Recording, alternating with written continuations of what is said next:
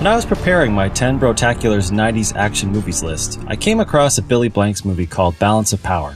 I quickly dismissed it from the list, but the setup seemed similar to another film, Jean-Claude Van Damme's Bloodsport. So similar, in fact, that I found myself wondering, if these two movies are so alike, what is so different in their execution that makes one work better than the other? The first thing to look at is the plot for both films. Balance of Power is about a guy named Nico who runs a dojo for troubled youth. Unfortunately, Nico's dojo happens to be on drug lord Hatashta's turf. When Hatashta sends his best man, Takamura, to collect protection money from Nico, and Nico refuses, Takamura guns down one of Nico's students in a drive-by. This leads Nico to Matsumoto and his granddaughter Jasmine, who take Nico in and train him to compete in Hatashta's underground tournaments. Their plan is to defeat Takamura in the tournament, which will cripple the funding for Hatashta's entire drug operation and make the streets safe again. And yes, if that sounds needlessly complicated, it's because it is. Bloodsport is about Frank Dukes, a fighter who enters a tournament called the Kumite to bring honor to Tanaka, the man who trained him. Along the way, Frank makes a friend in the hulking Ray Jackson, who is another American fighter in the tournament. The two then compete in the tournament and try to defeat the ruthless reigning Kumite champion Chong Li. That was a lot easier to break down.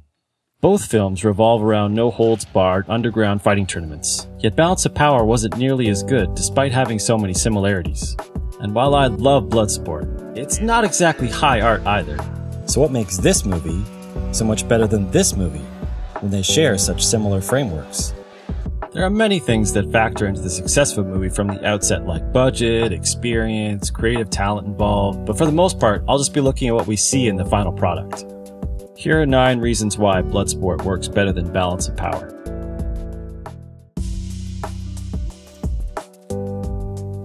One cardinal rule of storytelling is that everything you introduce must have a purpose. You don't introduce a character, an item, or a sequence unless it will matter to the story later. And Bloodsport is much better at storytelling with purpose than Balance of Power. Take the training sequences as an example. In Bloodsport, catching the fish, doing the splits during a fight, learning to fight with a blindfold on, and refocusing energy all come into play later in the film. Like when Frank wins a bet by swiping a coin out of a guy's hand, or when he gets blinded in the final fight and is still able to continue. In Balance of Power, Nico dodges bags, does a variety of push-ups, and gets slapped in the face while being buried in the sand. Oh, and he runs. Why is he running? Sure, all fighters need good conditioning, but it's just a training montage for the sake of having a training montage. We never really see any of this training used again, and it needs to matter. Back in 1988, Jean-Claude Van Damme hadn't been in much. I don't think he's a bad actor, I think he's quite functional. Even still, it's important that we care about the characters, and inexperienced actors might not be able to sell that connection. So how do you accomplish this?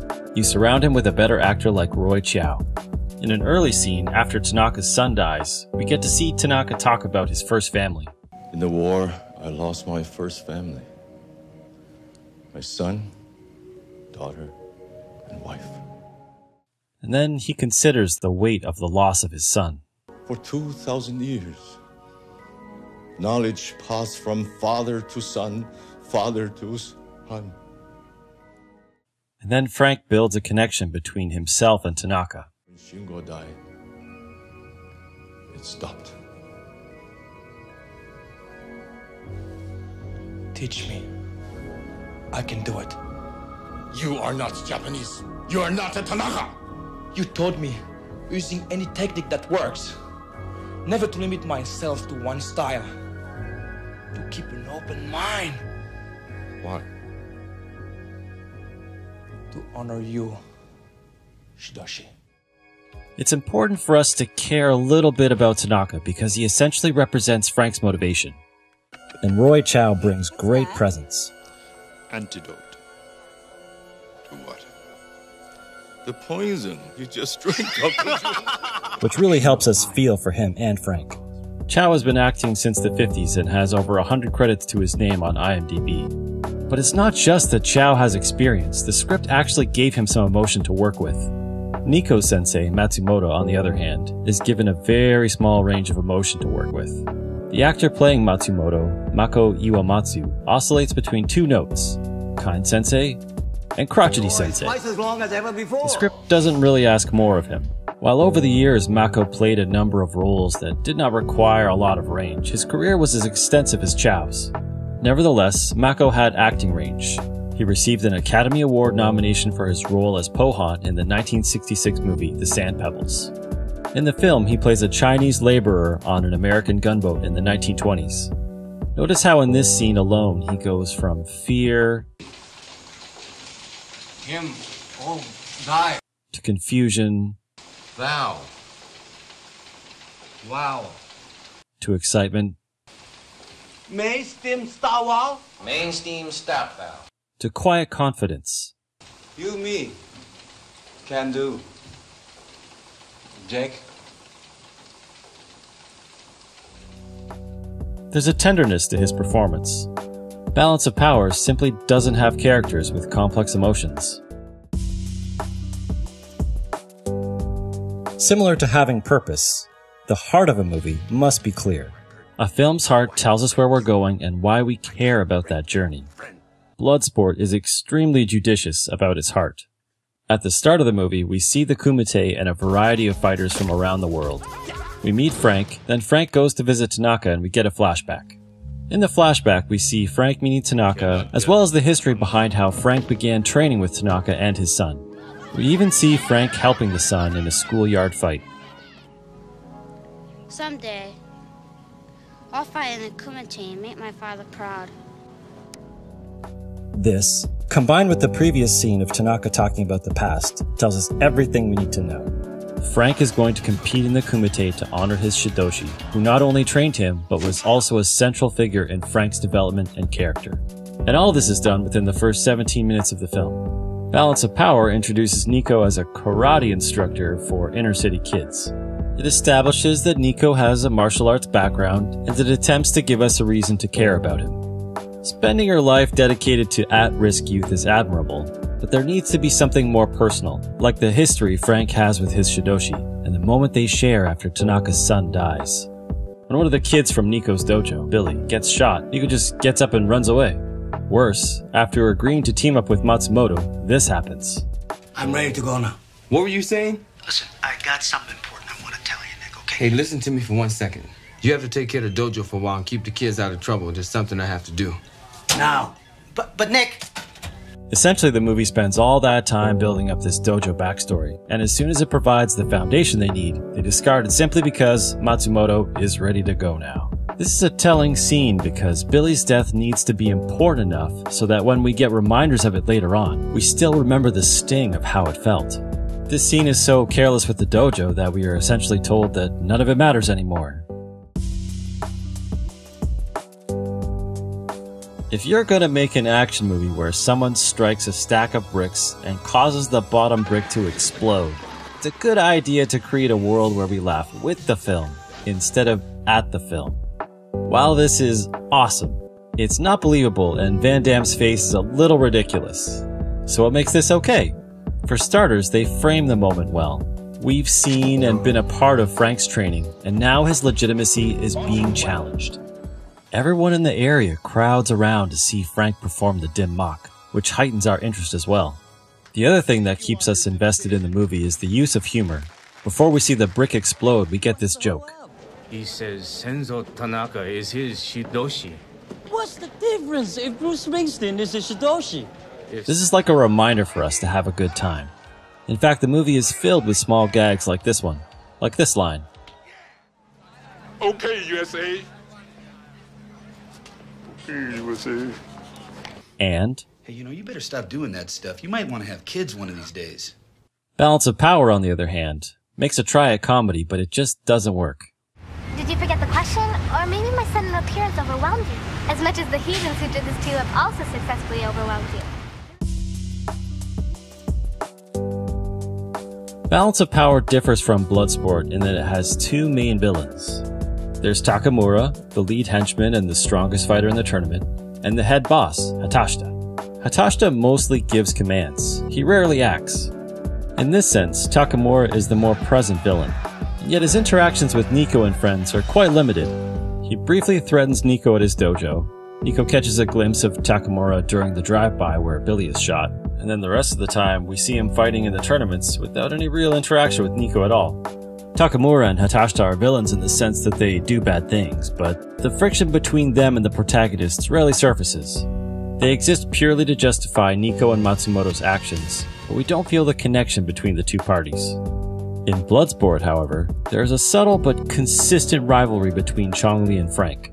Very good. But brick, not hit back. He doesn't say much to Frank, because he doesn't have to. The rivalry is told with their eyes. When Chong-Li sees Frank beats his world record for fastest match, we aren't told how surprised Chong-Li is that he was beaten. We see the expression on his face. Similarly, we can see how invested Chong-Li is in Frank's performance when Frank gets himself out of a tricky spot. Then after Frank wins the match, they glare at each other, reminding the audience of their conflict. Their rivalry solidifies when Chong-Li wounds Frank's friend Ray and takes his bandana. We don't need to be told that Frank is going to get that bandana back.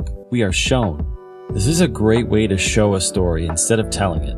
We don't need to be told that these guys are enemies because we are shown. It also helps that Chong-Li has decent characterization.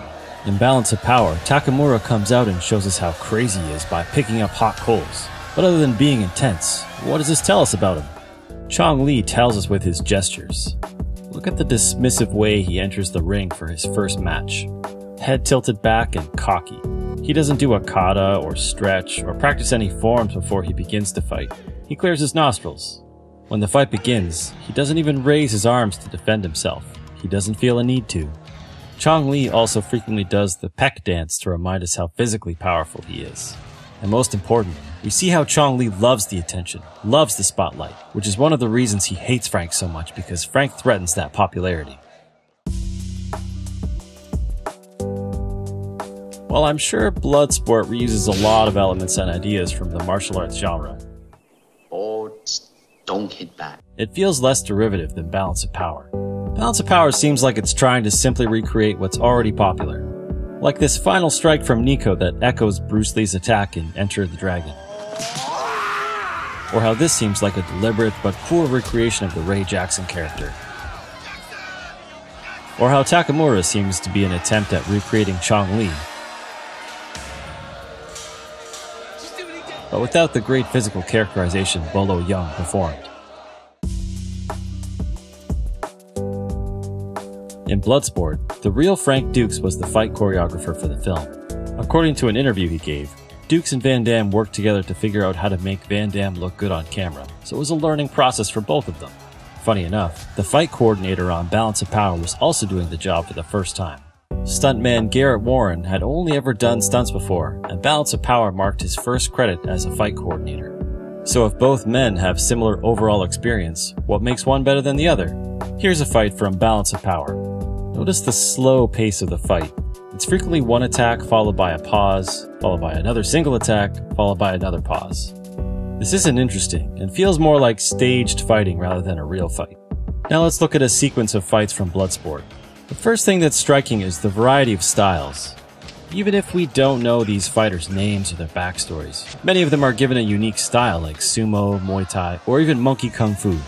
Also notice how often we see multiple attacks before the camera angle changes. This makes the fight seem more real to the audience. Neither film has particularly good dialogue as both contain cliches. Let's start with a look at the dialogue in Balance of Power.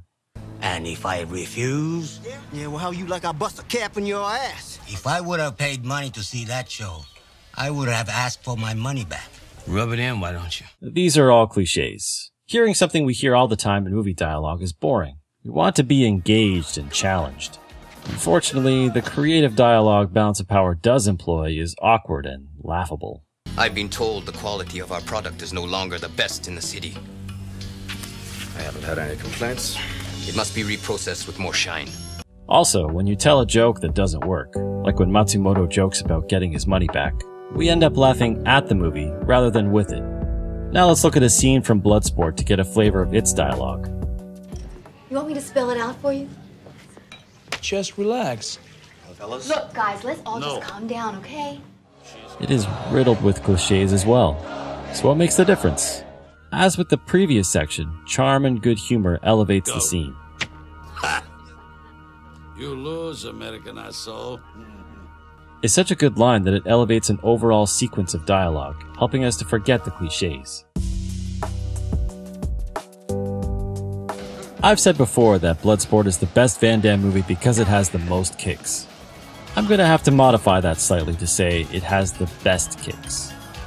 If you count them out, Balance of Power may actually have more kicking, but that doesn't mean better.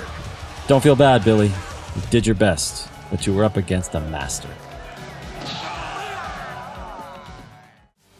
That's all for this video. Based on what you saw of Balance of Power, what else do you think Bloodsport did better? Please let us know in the comments below. If this is your first time on the channel and you enjoyed what you saw, please subscribe. There's a new video every month.